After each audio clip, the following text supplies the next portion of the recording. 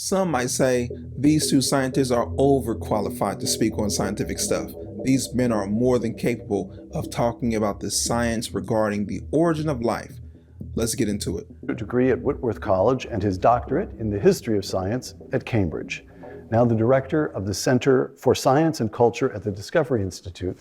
Dr. Meyer's books include Signature in the Cell, Darwin's Doubt, and The Return of the God Hypothesis. James Tour received his undergraduate degree at Syracuse University and his doctorate in synthetic, organic, and organic metallic, I can't even say what this field is, in synthetic, organic, and organometallic chemistry from Purdue. Now a professor at Rice University, Dr. Tour's areas of research include nanoelectronics, graphene electronics, silicon oxide electronics, and carbon research into what the Rice website terms, quote, environmentally friendly oil and gas extraction, close quote. Dr. Tour has published more than 1,000 peer-reviewed research papers and holds several hundred patents. Steve and Jim, benvenuto. These guys aren't qualified, they're overqualified. Hundreds of peer-reviewed journals, wow. But I want to look at a very important portion of this conversation, the part about time and sales. If we have enough time, they say these things can form and happen by chance with enough time. Watch Stephen Meyer and James Tour debunk that right now. I'm quoting your article. Imagine that the world's best synthetic chemists, biochemists, and evolutionary biologists have got combined forces to form a team, a dream team. Money is no object. They have at their disposal the most advanced analytical facilities, the complete scientific literature, synthetic and natural coupling agents, and all the reagents their hearts might desire. They have a lot of things I don't even understand, but they have it all. They have it all. Carbohydrates, lipids, amino acids, and nucleic acids are stored in their laboratories in a state of 100% purity. Would the dream team, I'm continuing to quote Dr. Tour, would the dream team please assemble a living system? Take your time, folks. Take a few billion years. Nothing? Well, well, well. Okay, Jim. This expresses your frustration. I get that. But there's one piece of this that still puzzles me. You say take a few billion years. Isn't that still the argument? That if you give it enough time, somehow or other, it's an immensely complex procedure, but if you give it enough time, enough shocks of lightning, maybe we can't do it in a lab, but the real lab had billions of years at it. What about the element of time? Time is your enemy. Enemy? Time is your enemy. Yes, because those organic In the 50s, George Wald, famous scientist who worked on the origin of life problem, said that time was the hero of the plot. Right. Give it enough time that what's improbable will become inevitable. But Jim has I'm perfect for you because I was using old textbooks in high school that were probably printed in the Well, we 50s. all still So get this this. is what's we in my get head. these, yeah, same stuff. So the compounds decompose. All those beautiful chemicals that they have stored in their labs in 100% purity, after a few years, they're not 100% purity. In fact, the RNA, after a few weeks, has undergone significant degradation. So the whole idea is that, oh, well, somehow one RNA formed and then it took off. If you have one RNA molecule, if you figure the half-life of RNA may be a month in water, you have to change that to a probability. That one molecule has a few hours to survive. It doesn't survive. Just like your pharmaceuticals, it says don't take this after 1 year. Now you want to wait billions of years and see what it's going to become? Everything goes bad with time. These are not even stored in very, very strict conditions, but even if they are, there's always a degradation rate. So time is your enemy. So if you happen to have all of those chemicals, they're all going to go bad. Your time is your enemy. It's the enemy of being able to do these things. In fact, every organic chemist knows this. If they go home for the weekend without treating their compounds properly and bringing them on to a stable state, they come back after the weekend and it's fallen apart. I mean, you pay the price for this sort of thing.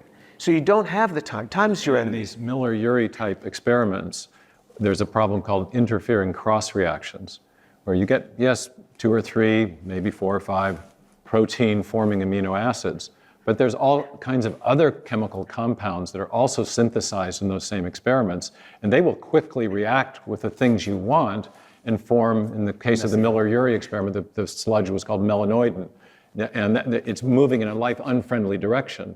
So what the chemist has to do is effectively intervene to remove the byproducts that are unwanted, to allow only the things that are wanted to continue on in the simulation.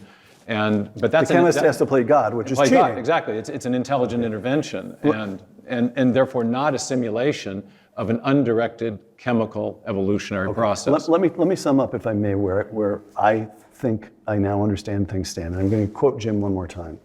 This is a different article called Clueless on the Origin of Life. Quoting you, 2/3 of a century since the Miller-Urey experiment, origin of life research has not made any progress whatsoever. Not made any progress whatsoever.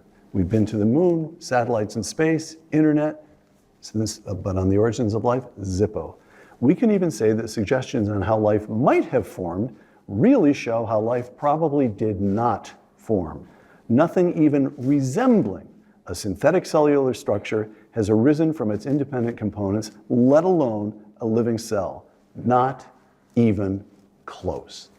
Are you both willing to stand with that as a good, tight summary statement? I am, but I have a small difference with Jim on this, perhaps, and that I think that is progress. I think that we've defined how difficult the problem is. He's playing semantic games. It is a semantic game in a way, but it's an important point because, as I was just saying, that for the chemists to move the molecules in even a modestly life-friendly direction, they invariably, in their simulations, have to remove things they don't want, use purified reagents. They are inputting information into their system, and therefore, the logic of these simulation experiments run like this. We're going to do an experiment under conditions that we think model what was on the prebiotic Earth. And then we're going to see what happens. Well, in order for the molecules to move in a life-friendly direction, invariably there has to be an intelligent input into the system to manipulate the chemical conditions to move them in that direction. So what's actually being simulated? Aren't they actually then simulating the need for intelligence to move from simple chemistry to more complex, life-relevant chemistry? You know, atheists are hypocrites. When Christians talk about the complexity of life and the fine-tuning of the universe, and we say it's explained by God, they condemn us. But their argument is time. With enough time, these things could fine-tune themselves, or life could happen with enough time. Time is their God. They argue time are the gaps. That is what they believe, but the evidence goes against what they're saying. The evidence does not go against God. The evidence goes against time. Could we go now to this question that DNA raises, the question of information? Sure. All right. This is Steve Meyer in your book, Signature in the Cell. Quote, DNA sequences do not just possess information in the strictly mathematical sense, developed by the famed MIT scientist Claude Shannon in the late 1940s. Instead, DNA sequences convey instructions. They perform functions. They possess specified information. Okay, so you've got this, as far as I can tell, it's really important to understand this, but you're going to have to help me do that. Sure. So we start with Shannon information, Right. and as I understand it, Shannon is working on telecommunications. He's trying to come up with mathematical algorithms that let you convey lots of phone calls down a Communication channel. communication channel, right? And he has this basic insight that the information an event conveys is inversely proportional to the event's probability. So, the sun comes up this morning, it tells us nothing new. That's a very probable event. The sun doesn't come up, and we know it is conveying information about some new event in the world. Is that roughly correct? Roughly, it might be. You're not happy with that. Well, maybe coins or dice might be better Go ahead, ways go ahead. of getting at it. So if the basic idea of Shannon information is that information is related to the reduction of uncertainty. That's the intuition. So if I flip a coin and it's got two sides and it comes up heads, Now I've reduced a certain amount of, a quantifiable amount of uncertainty. It was either going to be a head or a tail, and now it's a head. But if I roll a die, there are 6 possible outcomes, and so the amount of uncertainty reduced when it comes up 3 rather than 1, 2, 4, 5, or 6 is greater than the amount of uncertainty reduced by flipping the coin. And so you can see that the information measure, the amount of uncertainty reduced, is related to the probability of the event taking place. The head has a 1 in 2 chance, the die, one side of the die, a 1 in 6 chance. So there's more uncertainty with the more improbable event. More uncertainty reduced when the more improbable event occurs. And so what Shannon does is he's able to quantify the amount of information carrying capacity in a string or bit string.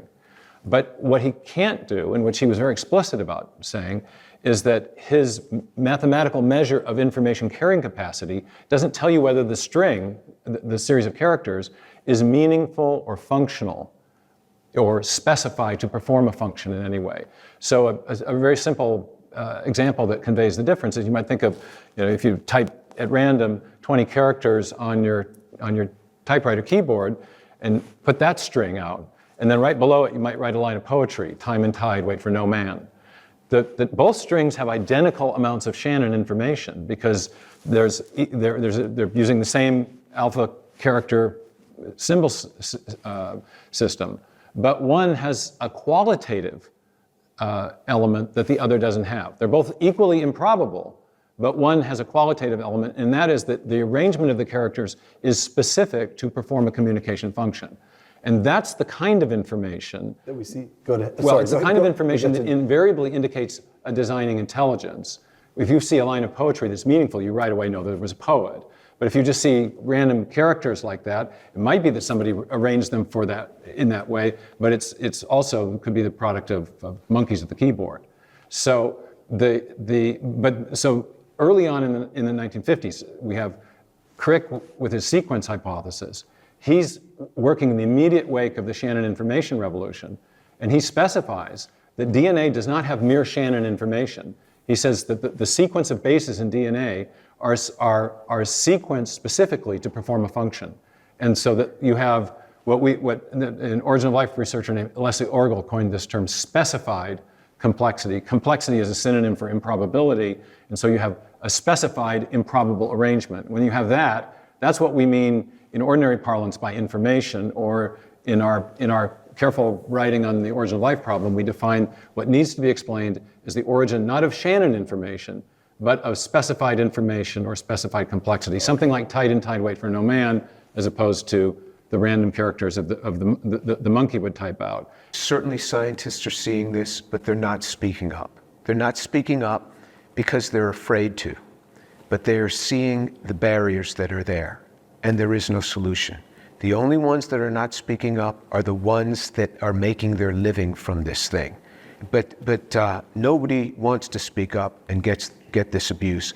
My hope is that as young people come into this, these organizations will begin to change. That's my hope, that people will begin to be more open-minded here. Okay. There was a major article in Nature just a month or so ago, Jim, right? By 2 authors that are leading researcher, origin of life researchers, Johanna Xavier and Nick Lane. And Johanna had previously actually commended both Jim and me for raising these serious problems. And then she went on with Nick to write an article in Nature saying, hey, we can't keep sweeping this stuff under the rug. And so I think there is a shift starting. I think a lot of origin of life researchers are pretty terrified of Jim Tour because he knows the chemistry as well or better than they do. And he's saying, he's performing this chemical accounting and saying that these experiments are not plausible. They're not getting results that are plausible. They're not consistent with what we know about what would have been happening on the early Earth. We need another approach. Last question. I'm going to step even further from science now. It just seems to me the question is one of aptness or appropriateness. What is the correct human response to life? So I'm going to ask a question and see if you think it's an appropriate response. That's the first question. The second question is whether it's useful in scientific thinking in any way. So the two choices would be the first choice, which we've already ruled out, which is 19th century. And they said, well, we have here this empty box, but it's going to be filled with jello. The origin of life isn't terribly important or interesting. We'll get to it sooner or later. We know so much more now about the complexities of life and so much less about how it might have begun that an old verse came to mind, and here it is. I'm going to hit you with something from the late Bronze Age. This is from Proverbs. There be three things which are too wonderful for me, yea, four, which I know not.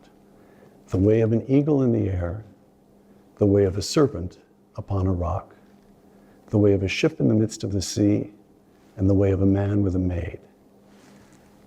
If we could hold ourselves in wakefulness, if we were truly woke, we would fall to our knees every day at the sheer mystery of life.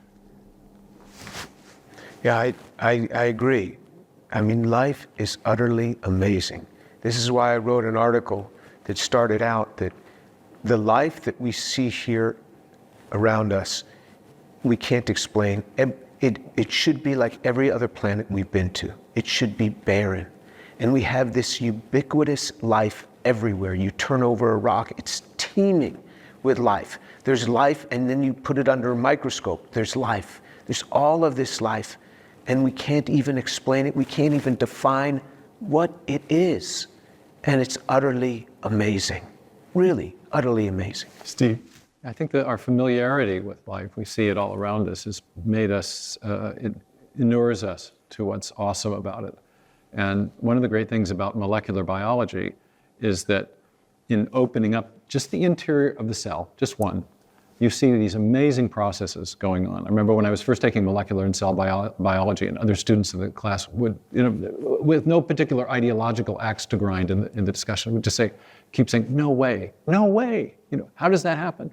We have a little animation on our website called Journey Inside the Cell that just shows the process by which this digital bit string is threaded through the ribosome, the transfer RNAs come, and in a very mechanical way, the information directs this process, ka-chunk, ka-chunk, ka-chunk, of the building of the protein. And I've had a friend, an engineer, a longtime friend of my father's, an engineer, who had an epiphany just seeing that animation and thought, there must be a God. There must be a God. Steve Meyer, James Tour.